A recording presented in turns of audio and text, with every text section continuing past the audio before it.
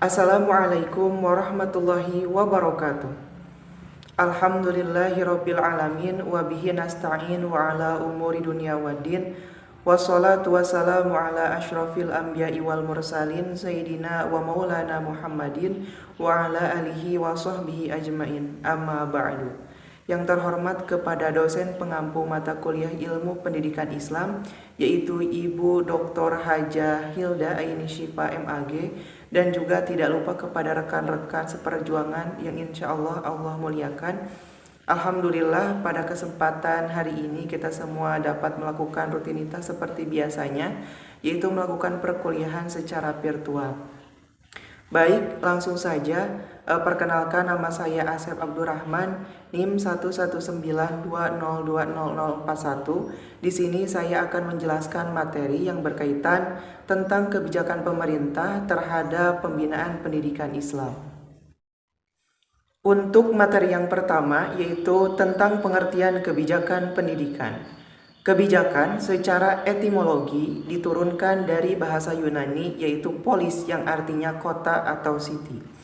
Selanjutnya, kebijakan mengacu kepada cara-cara dari semua bagian pemerintahan mengarahkan untuk mengelola kegiatan mereka. Menurut Manahan dan Hanks, sebagaimana yang dikutip Syarifuddin, kebijakan berkenaan dengan gagasan pengaturan organisasi dan merupakan pola formal yang sama-sama diterima pemerintah atau lembaga, sehingga dengan hal itu mereka berusaha mengejar tujuannya. Menurut Laswell, sebagaimana dikutip oleh Ino Sutisnorawita, kebijakan didefinisikan sebagai suatu program pencapaian tujuan, nilai-nilai, dan praktik-praktik yang terarah. Selanjutnya, Eulau, sebagaimana dikutip Jonas, kemudian dikutip oleh Ino Sutisnorawita, mendefinisikan kebijakan sebagai cara bertindak yang sengaja dilaksanakan untuk menyelesaikan masalah-masalah sebagai keputusan yang tetap, dicirikan oleh tindakan yang berkesinambungan dan berulang-ulang pada mereka yang menyusun dan melaksanakan kebijakan. Selanjutnya, mengenai kebijakan pendidikan, menurut Ria Nugroho, mengatakan bahwa kebijakan pendidikan adalah kebijakan publik bidang pendidikan. Kebijakan pendidikan berkenaan dengan kumpulan hukum dan aturan yang mengatur pelaksanaan sistem pendidikan yang tercakup di dalamnya tujuan pendidikan dan bagaimana mencapai tujuan tersebut. Adapun dalil yang menjelaskan tentang kebijakan pemerintah terhadap pendidikan adalah sebagai berikut. Bismillahirrahmanirrahim. Wa an ibni Amrin radhiyallahu anhuma anin nabiyyi sallallahu alaihi wasallam qala kullukum ra'in wa kullukum mas'ulun an ra'iyatih. Muttafaq alaih. Artinya, dari Ibnu Umar radhiyallahu anhu, Nabi sallallahu alaihi wasallam bersabda, kalian adalah pemimpin dan kalian akan dimintai pertanggungjawaban atas kepemimpinan kalian. Hadis riwayat Bukhari dan Muslim. Selanjutnya, yaitu materi tentang tahap kebijakan pendidikan. Menurut Put dan Springer dalam Syarifuddin, ada 3 proses kebijakan, yaitu formulasi, implementasi, dan evaluasi. Ketiga proses tersebut diuraikan agar secara holistik makna kebijakan sebagai suatu proses manajemen dapat dipahami dengan baik. Tahap pertama dimulai dengan formulasi kebijakan. Formulasi kebijakan atau pembuatan kebijakan dalam pemerintahan termasuk aktivitas politis. Dalam konteks ini, aktivitas politis dijelaskan sebagai pembuatan kebijakan yang divisualisasikan. Menurut Dwi Jowijoto dalam Syarifuddin, tahap kedua adalah implementasi kebijakan, di mana pada prinsipnya adalah cara yang dilaksanakan agar sebuah kebijakan dapat mencapai tujuannya. Menurut Put dan Springer dalam Syarifuddin, implementasi kebijakan adalah serangkaian aktivitas dan keputusan yang memudahkan pernyataan kebijakan dalam formulasi terwujud ke dalam praktik organisasi. Tahap ketiga dalam proses kebijakan adalah evaluasi. Evaluasi kebijakan dilaksanakan sebagai proses untuk mengetahui sejauh mana keefektifan kebijakan guna dipertanggungjawabkan kepada semua pihak terkait atau stakeholder. Dengan kata lain, sejauh mana tujuan kebijakan tersebut telah tercapai. Kemudian, selanjutnya adalah materi tentang perkembangan pendidikan Islam pada masa kemerdekaan. Setelah Indonesia merdeka, penyelenggaraan pendidikan agama mendapat perhatian serius dari pemerintah, baik di sekolah negeri maupun swasta. Hal ini dapat dilihat adanya bantuan pemerintah, baik bantuan dalam bentuk material maupun non-material. Sebagaimana yang dianjurkan oleh Badan Pekerja Komite Nasional Pusat atau BKNP 27 Desember 1947 menyebutkan bahwa madrasah dan pesantren yang pada hakikatnya adalah satu alat dan pencerdasan rakyat jelata yang sudah berurat berakar dalam masyarakat Indonesia pada umumnya, hendaklah pula mendapat perhatian dan bantuan nyata, tuntutan dan bantuan material dari pemerintah. Pembinaan pendidikan agama secara formal institusional dipercayakan kepada Departemen Agama dan Departemen Pendidikan dan Kebudayaan. Maka dikeluarkanlah suatu kebijakan mengenai pengelolaan dan pembinaan pendidikan Islam yang dikenal dengan SKB 2 Menteri, yakni Menteri Agama dan Menteri Pendidikan dan Pengajaran, yang menetapkan bahwa pendidikan agama diberikan mulai kelas 4 SR atau sekolah rakyat. Pembinaan pendidikan agama di sekolah agama ditangani oleh Departemen Agama. Sedangkan pendidikan agama Islam untuk sekolah umum diatur secara resmi oleh pemerintah. Kemudian, materi tentang kebijakan pemerintah Orde Lama di bidang pendidikan Islam. Sejak awal kemerdekaan, pemerintah Republik Indonesia telah melakukan pembinaan pendidikan Islam pada khususnya. Pembinaan pendidikan agama secara formal institusional dipercayakan kepada Departemen Agama dan Departemen Pendidikan dan Kebudayaan. Adapun beberapa kebijakannya adalah: 1. Pendidikan agama yang diberikan mulai kelas 4 SR atau sekolah rakyat.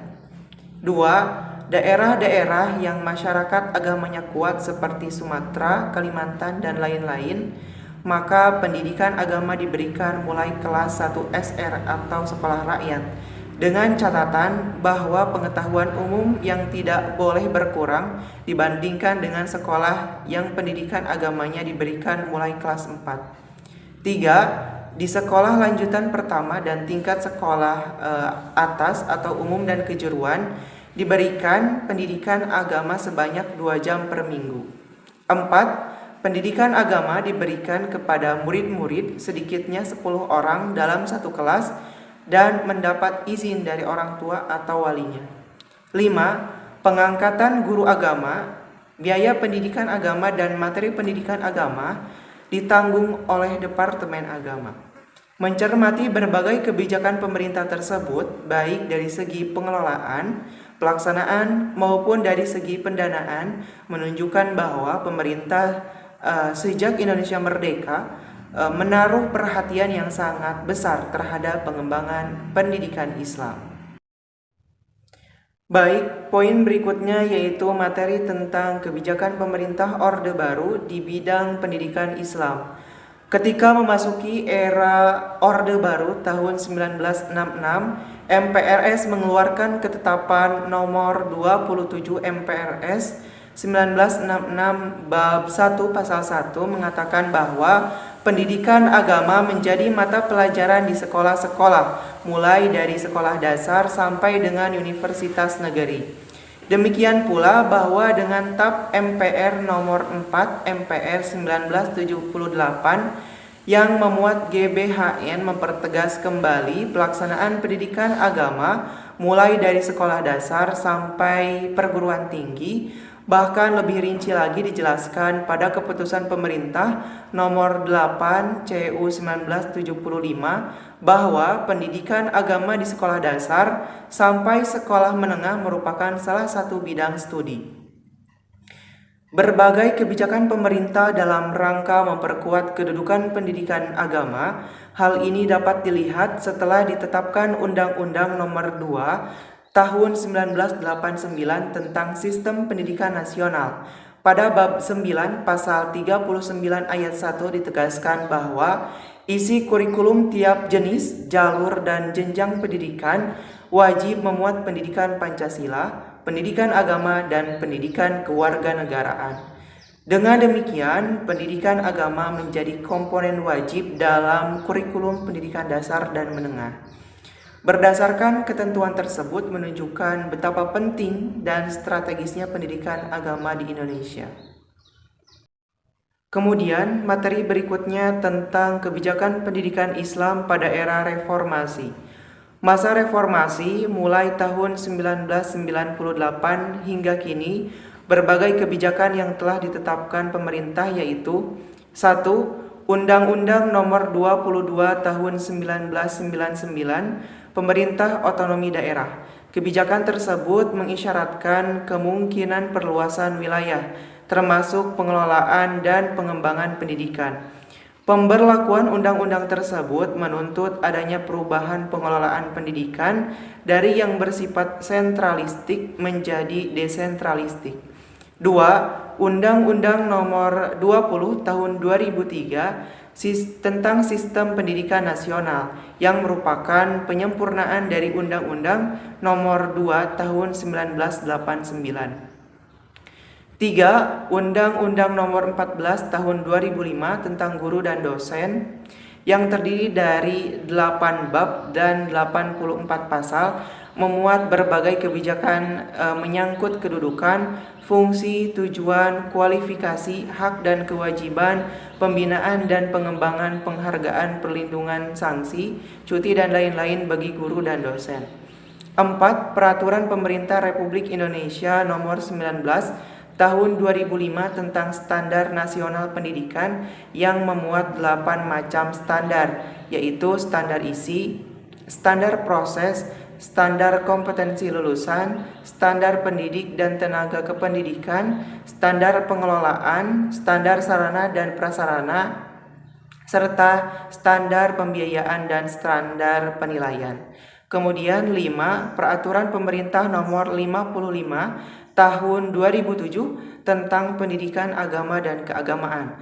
Kebijakan ini diharapkan dapat membawa perubahan pada sisi manajerial dan proses pendidikan Islam. Peraturan pemerintah tersebut secara eksplisit bagaimana seharusnya pendidikan agama dan keagamaan dilaksanakan. Kemudian 6. Keputusan Menteri Agama Republik Indonesia Nomor 2 Tahun 2008 tentang kompetensi lulusan pendidikan agama dan bahasa Arab. Selanjutnya adalah materi yang terakhir, yaitu materi yang berkaitan tentang faktor yang mempengaruhi kebijakan pendidikan Islam. 1. Faktor agama. Dalam perjalanan sejarah, kegiatan pendidikan ditentukan oleh visi, misi, dan sifat yang melatar belakanginya. Dalam berbagai literatur, belum ditemukan rumusan tentang visi misi pendidikan Islam secara eksplisit. Namun, Abu Dinata menjelaskan bahwa visi misi pendidikan Islam melekat pada visi misi ajaran Islam itu sendiri yang terkait dengan visi kerasulan para nabi. Mulai dari visi kerasulan Nabi Adam alaihissalam hingga kerasulan Nabi Muhammad SAW, yaitu membangun sebuah kehidupan manusia yang patuh dan tunduk kepada Allah Subhanahu wa Ta'ala serta membawa rahmat bagi seluruh alam. 2. Faktor ideologi negara. Antara pendidikan Islam dan pendidikan nasional Indonesia tidak dapat dipisahkan satu sama lain. Hal ini dapat ditelusuri dari dua segi. Pertama, dari konsep penyusunan sistem pendidikan nasional Indonesia itu sendiri. Kedua, dari hakikat pendidikan Islam dalam kehidupan beragama kaum muslimin di Indonesia. Penyusunan suatu sistem pendidikan nasional harus mementingkan masalah-masalah eksistensi umat manusia pada umumnya dan eksistensi bangsa Indonesia pada khususnya, baik dalam hubungannya dengan masa lampau, masa kini, dan kemungkinan perkembangan masa depan. 3. Faktor perkembangan masyarakat. Perkembangan masyarakat dunia pada umumnya dan Indonesia pada khususnya dipastikan menuju kepada masyarakat informasi atau informatical society sebagai kelanjutan dari masyarakat modern. Apabila masyarakat modern memiliki ciri rasional, berorientasi ke depan, terbuka, menghargai waktu, kreatif, mandiri, dan inovatif, maka masyarakat informasi dengan ciri-ciri tersebut belum cukup. Selain ciri yang demikian masih perlu ditambah, yaitu menguasai dan mendayagunakan arus informasi, mampu bersaing, mengubah tantangan menjadi peluang, dan menguasai berbagai strategi dalam memecahkan berbagai masalah yang dihadapi. 4. Faktor perkembangan ilmu pengetahuan kemajuan iptek. Dalam 3 dasawarsa ini telah menampakkan pengaruhnya pada semua kehidupan individu, masyarakat, dan negara. Kehadiran iptek sekarang menjadi pertanyaan bagaimana eksistensi pendidikan Islam menghadapi arus perkembangan iptek yang sangat pesat. Pendidikan Islam terutama lembaganya dituntut untuk menguasai ilmu pengetahuan dan teknologi informasi dan komunikasi. Alhamdulillah, penyampaian materi dari awal sampai akhir telah selesai saya laksanakan. Mungkin hanya itu saja yang dapat saya sampaikan, kurang dan lebihnya saya mohon maaf. Terima kasih atas segala perhatiannya. Wabillahi taufiq wal hidayah. Wassalamualaikum warahmatullahi wabarakatuh.